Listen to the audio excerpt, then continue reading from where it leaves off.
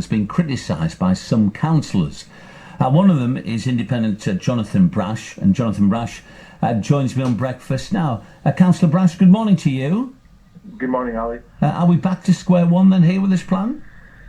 I think the whole issue of the scrapping of the local plan has been a disaster from start to finish. I mean, some of the things that we've heard already this morning really highlight that. I mean, you've made the point the original one cost 1.5 million. The leader of the council said that the new plan would take just 6 months to put together when he asked councillors to vote on scrapping the old one. Well, we're 6 months down the line, we're more than 6 months down the line, and we're just starting the consultation process. The truth is it's going to take 3 years, and it will probably cost about £800,000.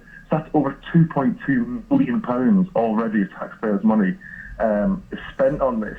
And I really think you have to question the motivations, because at the time, the leader of the council said this was about representing people's views better, that people weren't in favour of, say, the southwest extension or Tunstall Farm, which one of your residents that you spoke to there mentioned, or the Gypsy and Traveller site. But the truth is the leader of the council voted at every stage of the local plan for the southwest extension, for the Gypsy and Traveller site, in the case of Hartlepool, for all of those things. The only time it suddenly became necessary to scrap the local plan is when it looked like the local plan was going to block the Wynyard development. And seriously, after a meeting with Wynyard developers, the idea was put forward to scrap it. And I think that has put serious question marks over what the motivations are. And I feel personally that the public are being misled. In what way do you feel that the public are being misled? Well, put it this way, the leader of the council stands up and says, this is about the southwest extension. People aren't happy with the southwest extension. But the leader of the council voted for the southwest extension as part of the old plan. He never mentioned anything about not being happy with that when he stuck his hand in the air in favour of it. He said it was about the Gypsy and Traveller site and people not being happy with that. But it was actually his administration that voted for the Gypsy and Traveller site to be in the heart ward in Hartlepool. Now, what happens is that the old local plan isn't in favour of development of Wynyard, and it looks like Wynyard development is going to be blocked by the old local plan.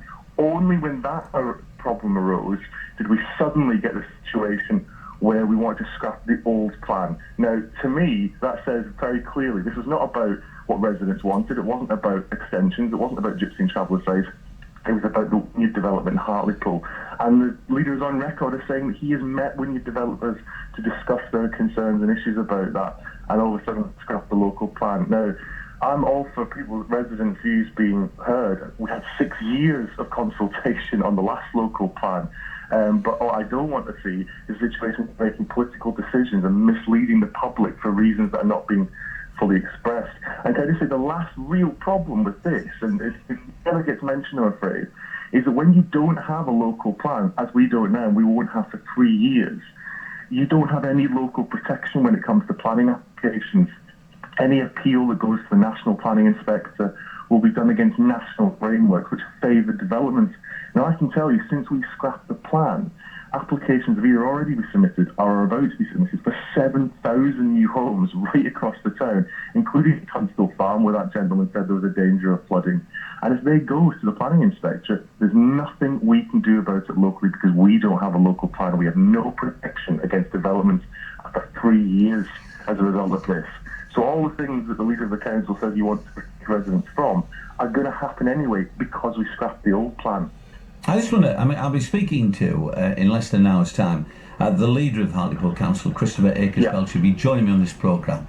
You've raised a number of issues there, but if you could just point to one specific area of concern with regard to the redrawing of the local plan, and we could put that point directly to him on the programme, what point would you actually make? What would you focus in on?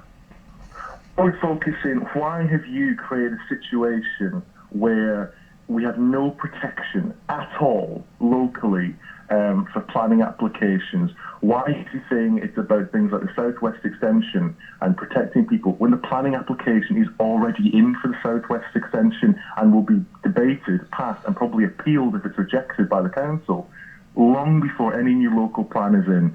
People are going to see development in Hartlepool they don't want and have no say in because we got rid of the local plan. We made an offer to the leader of the council at the time saying, adopt the local plan, give us that protection, and then as we're legally entitled to do, the very next day we'll immediately start looking to amend specific parts that you're concerned about. Again, that didn't deal with the Wynyard problem, and again, he rejected that idea. It's a waste of money, it's been done for the wrong reason, and it's laid Hartlepool wide open to a free-for-all from developers. Just the last point, if I could, and you've raised some interesting issues there, which I will hopefully put to the Leader of the Council in less than an hour here on the programme. It will cost money, we've spoken on that, it will take time, but I'm just thinking, surely the priority, though, above all, is to make sure there is a town plan that is right and works for the people of Hartlepool. So even if we've got to take that little bit of extra time, get it right.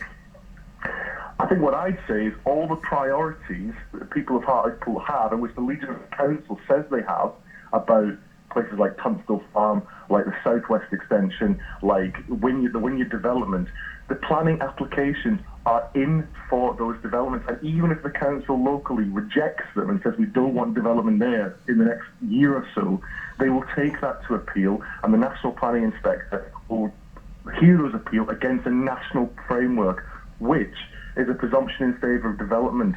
So those priorities are being ignored by getting rid of the old local plan because it gives us no protection locally. And in 3 years, when we adopt the new plan, all the things that residents are concerned about will have already had planning applications, and the building will probably already have started. So it will make absolutely no difference to those developments whatsoever.